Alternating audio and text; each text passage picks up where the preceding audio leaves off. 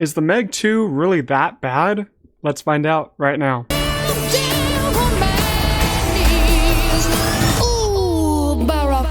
Alright, I just got back from Meg 2, and this one is pretty simple plot-wise. It just follows Jonas, Jason Statham, with him and his crew, and Mei Ying, the little daughter from the first film, where they go down to the trenches, see what's going on down there, and then they have to meet some Megs, and they go up to the surface and start fighting the Megs.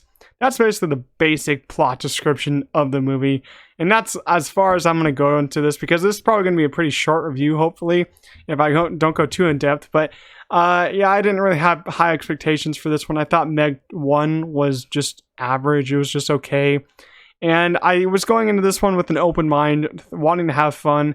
I had a little bit of fun, but along with the fun, it was not good. Not great, let's just say that very quickly. Yeah, so Jason Statham, I've seen 3 of his movies this year now: Operation Fortune, Fast X, and then Meg 2. I actually have fun watching Jason Statham in movies. I think he's a pretty cool guy, pretty likable actor, and I think he's a cool action star. You know, some of his movies don't land too well with me, but you know, I just still like watching him because he's pretty charismatic, and I think he has a lot of humor behind his roles.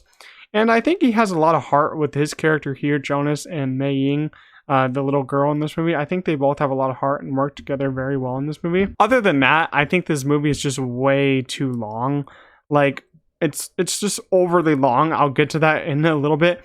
But is it better than the first one? No, I don't think it's better than the first one. If you like the first one, I don't think you're going to like this one any better. Sure, it has a couple great moments, but overall the movie is just really stuffed down, in my opinion. And without Rainn Wilson in it, I don't think it's as funny as the first one and as likable as the first one. I think the first one is very simple and it has Rainn Wilson in it, so I like it a little bit more. I feel like this one is a little convoluted at some points, and it's just trying to do too much villain-wise for me to really get into the story and get into really liking it.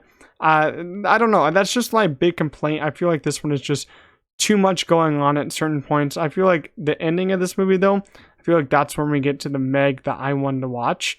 And it brings me to the point of action in the movie.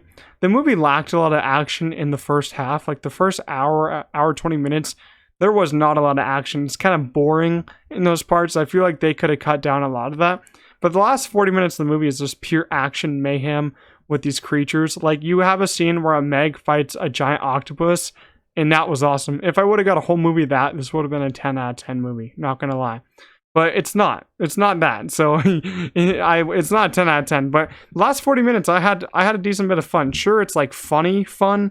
Like, it's not really smart action sequences, and some of it's just like, oh, this is ridiculous. Like Fast X level funny.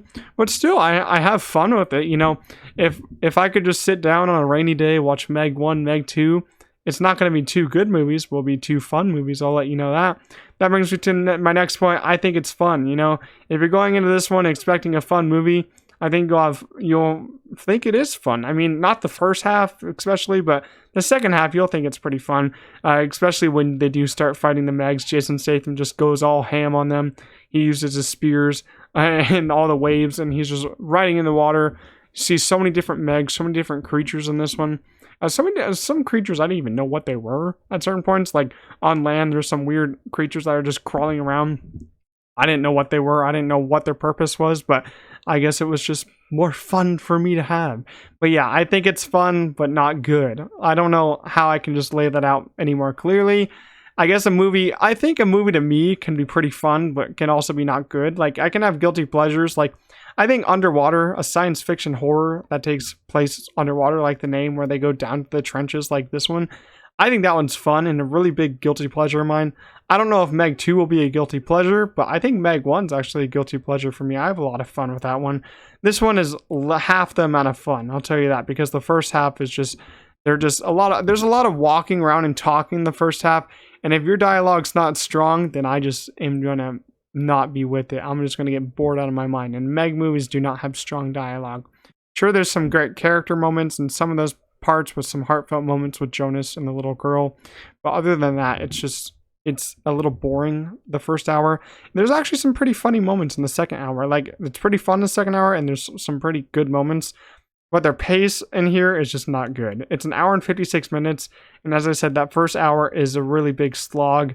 You have some really stupid villains in this movie, and the acting is not very good by some of the villains, which kind of disappointed me. Like, you got to get good actors to play your villains, or they're just going to look so cartoony like they were in this.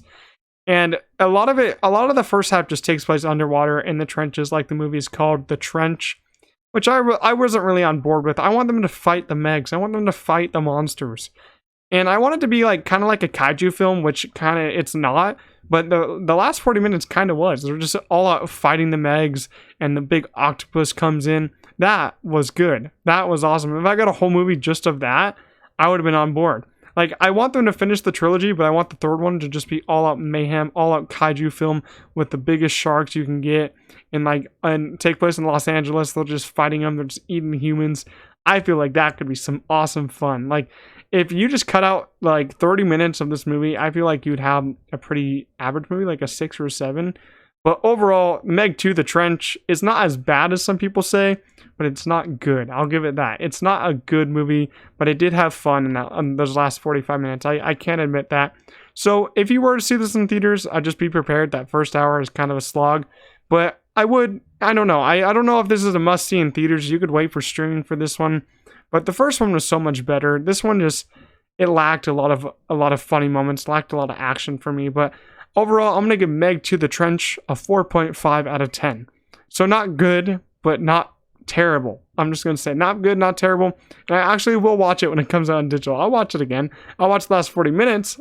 I'm not talking about the first hour, but I'll watch the last 40 minutes because I do like a Meg fighting an octopus. But that's it for my review of the Meg 2.